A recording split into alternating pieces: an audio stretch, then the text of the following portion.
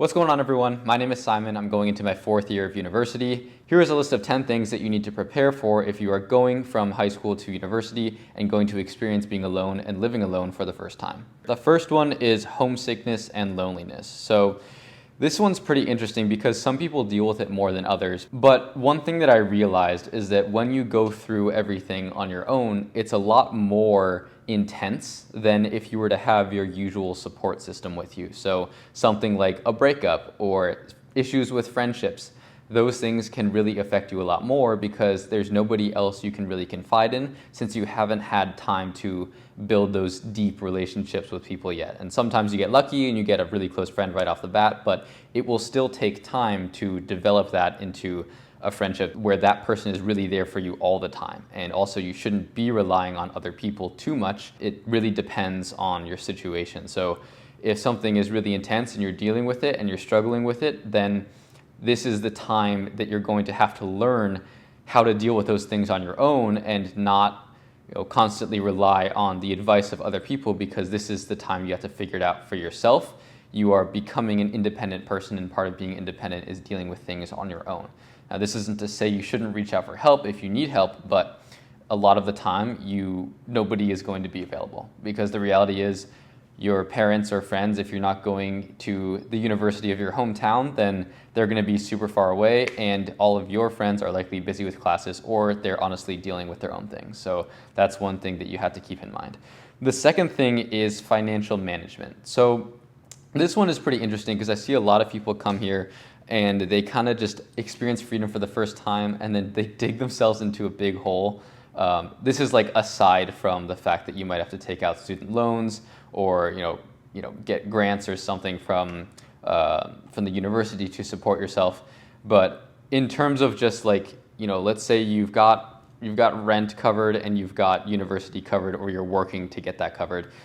These are a couple things that I would keep in mind in terms of your everyday spending. So let's say you get a job and you make $15 an hour, right?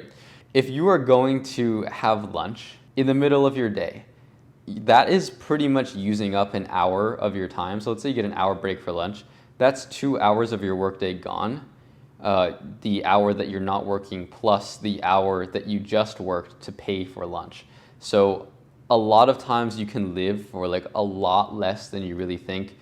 I'll get into some of those tips in a minute, but I also see a lot of people when they go out a lot, in terms of going to bars or partying or stuff like that. Alcohol, guys, is really expensive. Also going out to dinners with friends or coffee shops like cafes, that's pretty expensive too. Starbucks, super expensive. There are just so many things that you don't need to be spending money on that it's good to spend money on them every now and then, but I would pay more for the experience, right? If you're going with someone, then that's something that I would validate. But if I'm going alone, I don't need to have, the Starbucks coffee. I mean, I don't drink coffee anyway, but I don't need to have the Starbucks drink or I don't think you would probably drink alone, but if you do drink alone, then the top-notch alcohol, I don't think you'd ever really need that in university. But yeah, those types of things, some things that are more expensive, going out for sushi as opposed to going out for Chipotle. One is clearly more expensive than the other, and honestly, I could take either one. They're both way better than the stuff that I usually eat. So, take that with what you will. Another thing that you can do, just if you live, I don't know where Instacart works, but I assume it works most places. So Instacart, $99 for an entire year of infinite free delivery. This is just insane deals, because it saves you so much time going grocery shopping yourself. And then also you can live off of peanut butter and jelly sandwiches, to be real. Peanut butter jelly sandwiches, pasta and rice, those things are just the most economical things in the world. You slap some protein in there and you're pretty much good to go. Pasta with cheese, pasta with olive oil and salt, pasta with meat of some sort, chicken, rice with meat, and then I just put soy sauce on everything that has rice in it. So that's eggs and soy sauce with rice, sometimes throw in a little avocado. Good to go. I love grapes too. Grapes are great. But also make sure to eat your fruits and veggies. If you're living in your dormitory, with a dining hall, then this probably doesn't really apply. But also, like, you have a meal plan, and some things are more expensive than others. So I would definitely be mindful of what it is that you're actually getting from there and make your meal plan go a long way, especially if you eat a lot of food like I do. So that's financial management. Also, yeah, make sure that you are paying for things in time. And by this, I mean, if you're going to pay something that costs, $15, you make $15 an hour, it's not $15. You're paying for 1 hour of your time. And so if you're going to buy a shirt that's $45, it's like, well, this shirt, if I really want this shirt, it's worth 3 hours of my time. Would I be willing to work 3 hours for this shirt? And honestly, the answer is probably no. And a lot of the time, you're just trying to impress people that honestly don't care about what you're doing. It's just not worth it. Like, there are so many things that I would go back and tell myself, do not buy this, please, because it was just a complete waste of money and I could have spent it so much better. But, hindsight's 20/20.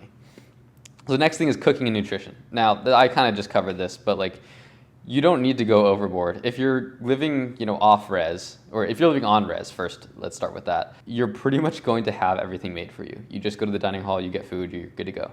If you're living off res, you're gonna need to cook for yourself. Like, you're gonna need to learn how to cook if you don't know how to cook. Learn how to make a grilled cheese sandwich, learn how to make eggs, learn how to make rice and pasta.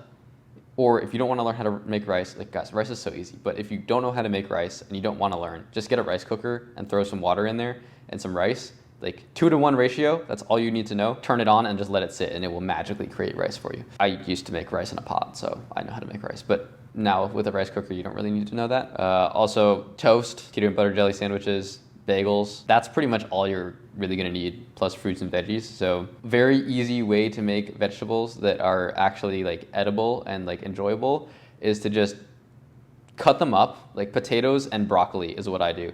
I cut them up, I slap them on a tray with some tin foil on it, and I drizzle a little olive oil on it, shake it around a bit, and just slap it in the oven. And it's literally, I turn it over after like 10 minutes, and then boom, done. That's it. It's like 4 steps. Simon's super simple step recipe. Number 1, get some potatoes and broccoli. Number 2, cut them up and then put them on a tray with tin foil over it. That way it doesn't stick to the pan. Number 3, put a little bit of olive oil on it. Mess it up a little bit, shake it around, get the olive oil everywhere, and slap it in the oven. Then turn it over halfway. Take it out of the oven. You're good to go. Just let it cool down a little bit. And that's vegetables for like 4 or 5 days. Also, get Tupperware. You're going to need Tupperware. Funnily enough, going into my 4th year, I don't have a single plate. I don't have a single bowl. I literally just have Tupperware containers from Costco. And I only ever eat out of one of them, and the other 3 are for storage. I eat out of a glass one. The other 3 are like microwavable, safe plastic. Super cheap. Next up is laundry and basic housekeeping. This one, guys, if you don't know how to do your laundry. Like, come on now. Like, you're gonna be 20 soon, or like 19 soon. You got to learn how to do your laundry. It's very simple. I'll tell you how to do this. I can promise you, this is pretty much how you do almost any laundry ever. Take your laundry. You throw it in the washer. You take a Tide Pod, you throw it in the washer, and you just literally click start. That's it. And then once it's done, you move it to the dryer. And if there's a lint trap, I don't know how many people don't know the fact that like a lint trap is a thing. But guys, you need to clean the lint trap. Like, so a lint trap, what it does is it takes all that like all the dust is what you would call it, which dust is basically like dead skin cells and hair, but like you don't want that. It will take all of that as it's drying and just like catch it in the lint trap. After every time you've used the dryer, just take it out and like it sticks together really well for some reason. So just take your finger, go and just take it all out, throw it in the garbage, put it back in, and you're good to go. You can use it again. If you don't clean the lint trap, and this is why you're going to want to do it, is because sometimes it can catch fire and just like light up your place and your place burns to the ground. So clean your freaking lint trap. Basic housekeeping too, I guess, just learn to sweep the floor. I don't think you necessarily need to Swiffer it unless you spilled something, but like just get a broom or even like a vacuum cleaner, and that's really easy to use. A lot of you guys do not clean your house, and it is disgusting. Also, take your shoes off before you walk in the house. Number 6, building new social connections. This one comes with a lot of different variation depending on who you are, what your goals are. So in terms of just like normal friendships, when you come into university, everything is very simple. It's kind of like pre-K where everybody just wants to be friends. It's like, hey, you want to be my friend? Yeah, okay, I'll be your friend. It's like everybody's left their old connections behind at home, And so when you come to university, it's just a melting pot of people trying to look for other friends. And so it's very easy to find people that you can become acquaintances with, and over time you'll weed people out based on their specific goals. You kind of grow into yourself over time. It might take a couple of years, but you'll really find a solid friend group. And if you don't, honestly, you can always just join clubs, or you can talk to people in your class. Very easy ways to meet people. And a lot of the time, classmates, if they don't develop into friendships, then you will pretty much, stop talking to them after the class, and you don't really have to worry about it anyway. And if they do develop into a friendship, then you're pretty much good to go, and you will talk to them forever. Just make sure to get their number and move off of Instagram, because people on Instagram are basically non-existent to me. If somebody has my number, then I will text them back. If somebody's on Instagram, it's probably it's going to be a while. You're not going to hear from me for a long time. Back in first year, that used to be different. I used Snapchat and Instagram. I deleted Snapchat after the first half of first year. I just thought it was ridiculous. But Instagram, I still talk to people sometimes on there. But most of the time people know, all my good friends know that if they text me on Instagram, if they send me a reel or something, honestly, with a reel, I'm probably not going to watch it. Depends on how fast they want a response. And then in terms of networking and stuff, that really depends on what you're looking for. So you can talk to your TAs. Also, go to office hours and talk to your professors. It's a really good way to meet your professors. You want to make connections with your professors before you're in fourth year, guys, please, because you're going to wish you had those connections later. You're going to be scrambling for recommendations. So you definitely don't want that. You want to have at least one solid connection with a professor. Another thing is that you can network with people at events. Literally any social gathering. A lot of networking is just meeting friends, and a lot of those friends will know people. They know that you're interested in something. Oh, hey, I know this guy, let me connect you. And using your friends as the middleman, but not becoming their friend just to get a connection, actually become their friend. Honestly, friends become friends because they're interested in the same things. And so if you guys are interested in the same things, that person might know somebody who's also interested in that thing, has a higher up position, and they can just help you out. It works like that. It's very simple. Just focus on making friends, not trying to win something from somebody. And also always give first, because then they'll feel like they need to reciprocate. It's a law of reciprocation. Next up, we have academic pressure and self-discipline. A lot of you guys don't know how to deal with pressure. You think you know pressure from high school. You don't. It is so much more demanding than you could ever possibly think. I would say that one class in university is probably equivalent to 3 classes of high school. So if you take 5 classes in high school, you're pretty much doubling your workload, maybe tripling. And it is very, very intensive. The classes move a lot faster. And the thing to note is that your teachers won't know you personally unless you go and reach out to them. So if you're in a first year class especially, there's probably around 1,500 people in that class. Sometimes it can really feel like you're alone in that class. Again, if you talk to people in that class, or you've met somebody at your residence you have the same class with, a lot of the time you'll choose residences that people in specific programs tend to gravitate towards. And so you'll have overlapping classes most of the time. You're oh, hey, you in Bio 120? I'm yeah, I'm in Bio 120, you in Bio 120? Oh yeah, okay, let's sit together. Super easy. You can study with those people. It's really good to study with them. Just note that there's usually no homework unless you're in math, and then you get practice problems. But most of the time, it's just you having to sit down and study the material. And so you really have to be diligent. A lot of people are yeah, I'm going to lock in as soon as I get to university. You're going to be so distracted. And so I would work backwards. What I would recommend is working backwards from the test. So it's okay, they have this many weeks until the test, and I need to know this much information. I have to do this much per week in order to stay on track. And just don't let yourself stray from that. It's much easier if you actually know how much you're supposed to do, as opposed to arriving a couple weeks before the exam and you're oh shoot, I haven't studied anything. And then you have that for 4 classes. And then all of a sudden your days are packed and you're oh, I'm dying for 2 weeks before exams. And then you just crash afterwards and you're well, guess this is my life now. Gonna do that on repeat? No. Get ahead, stay on track. Planning it out doesn't make your life worse. It literally makes you allows you to have more free time, not less. Also, the pressure of it. So mentally dealing with that, it helps to talk to people. A lot of it I just dealt with by complaining to other people, and they would complain back to me. And I realized that's not really the way to do it, because it only reinforces the negative things about the class. So one thing you can do, if somebody's complaining, just ask them so what do you suggest? Or how do you think you would solve this problem? The next thing is personal safety and security. This one is definitely a big one, especially if you're living in a more dangerous area. I live in Toronto, There's a lot of things that happen at night. I don't try to stay out too late at night, but I'm also a dude, and I recognize that, and like it's definitely a lot more dangerous for women. Go out with friends, make sure you come back with friends, try not to walk alone at night. If you walk alone at night, try to stay more so like on campus area and not like in the, sketchy parts of the city. Try to stay where there's more light. A lot of the time on university, there will be these emergency buttons that you can press. I just know where they are.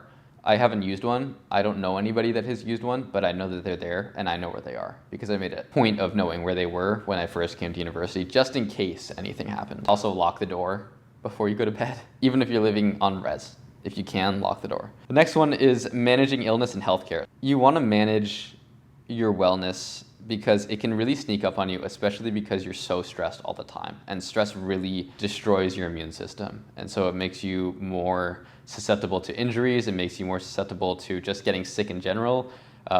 Frat flu, guys, if you go out partying, like you're definitely gonna get sick at some point. I kind of forgot for a while, for a couple months, like what it was like to be able to breathe through my nose, and it was nice. I was like oxygen, and it's just, you don't know it's there until it's gone. And it's just something like you really want to get on top of. If you feel yourself getting sick, just stop doing whatever you're doing and just go to sleep. Like literally just sleep it off, and it helps so much. Like eat a lot of food, drink a ton of water, have a little bit of salt, and then go to sleep, and you'll feel so much better. I guarantee you. Like a lot of the reason you're like unhealthy is probably just because you don't get enough sleep. And it's like the reality is you can study enough in the hours that you're given, and no course is too hard to where you just have to like beat your head against the wall. You're just either not studying effectively or you're not studying as long as you think you are. And so to solve the second problem, set a timer and then pause it every time you get distracted. For the first problem, I don't know, watch more of my videos because I'm going to go over like exactly how I study from 4 years of experience and just bashing my head against a wall and struggling with ADHD. Sure. That's shameless plug. Subscribe now so that you can later see how I go through the entire summer, and then you can use it for next semester because I'm going to show you exactly how to do it. It's going to be great. Mental health and stress management. This pretty much touches on like what I just covered, but mental health is very important, but I think it also has a really hard place, a very highly debated place in society, because on one hand, there's like, oh, you really need to take care of your mental health. And yes, I agree that mental health is very important, especially if you have some sort of ailment, whereas like mental health in terms of, self-induced, more depressive episodes, I guess. A lot of that can actually come from, well, first, it probably just comes from not feeling connected, and it comes from a lot of cognitive dissonance. So cognitive dissonance, if you guys don't know what that is, it's basically when the person that you are being does not align with the person who you want to be. And that causes a lot of discomfort. And so your brain is going to try to like push you back towards the person you want to be. But if you're always putting on a show for other people, it's pretty common in university, trying to fit in all the time, trying to, impress people. Also, guys, a lot of this just does not matter. Like the older you get, the less you care. It's kind of like, it's how it works. So a lot of the frame that I like to use is like, would 50-year-old me really care about this? And honestly, probably not. Then I shouldn't. I can make the decision not to care about it. And it takes a while to train, but like you'll get there. A lot of that stress, like the stress of needing to fit in, make connections, I can guarantee you the less you care, the more people will want to be around you. Because the more you try to pull people towards you, the more they're going to try to pull away. That's called cognitive reactance. It's when like they were already going to do something and you tell them to do something and then they get a reaction, like a repulsive reaction from that. For example, in a very objective term, if I were to tell somebody to go sweep the floor and they were already going to sweep the floor, they'd be like, wow, I was already going to, but now I'm not because you told me to. It's like, you feel like your freedom is being taken away. And so in the same sense, if you are constantly trying to fit in with people and they feel that because you're not being your authentic self and you're trying too hard, they will start to pull away. Like the more you push, the more they will pull away. And one thing to note is that there are thousands of people in university. If you feel somebody pulling away, let them go. If it is because of you that they are pulling away, they'll start to come back. If it's not because of you, then that's okay. There was nothing you could do about it. There's nothing, you wouldn't want to change yourself to try to win the approval of someone who doesn't care. And you will now have more energy to talk to people that will actually care and really enjoy who you are as a person, really, empower you to become your best self. And having those types of connections is much more beneficial. Adding somebody in who is amazing will never be as good as letting go of somebody who is toxic. Studies have shown repeatedly that success is more predicated on less negative self-talk than more positive self-talk. And so I've kind of taken it into a general sense, generalizability of it really depends, but from what I've found is that the less negativity I have in my life, the happier I become. And the more positive people I have in my life, I become a little bit more happy. They add to my happiness, but the happiness comes from me. They're there to congratulate me. They're there to help me when nobody else does. That's really important too, is that true friends will be there in the middle. When you are at the beginning and at the end, everybody's there. When you're in the middle, only your true friends are there. That's how you know. And so when you're really going through it, everybody who doesn't reach out, everybody who doesn't notice, they're not your friends. And a lot of time also, if you tell people, they'll be very understanding because honestly, they're probably going through the same thing and just feel like nobody else understands them. Yeah, anyway, that's my tidbit for today. I hope you guys enjoyed. If this helped in any way, be sure to subscribe because I post more videos like this. This is from my university experience. There's a lot of stressed students out there and I don't want you to be one of them. So that's why I make these videos. If you're new to the Tearless tribe, welcome. We love you guys. And if you have been here since day one, thank you for the support. I love you too. See you in the next one. Peace.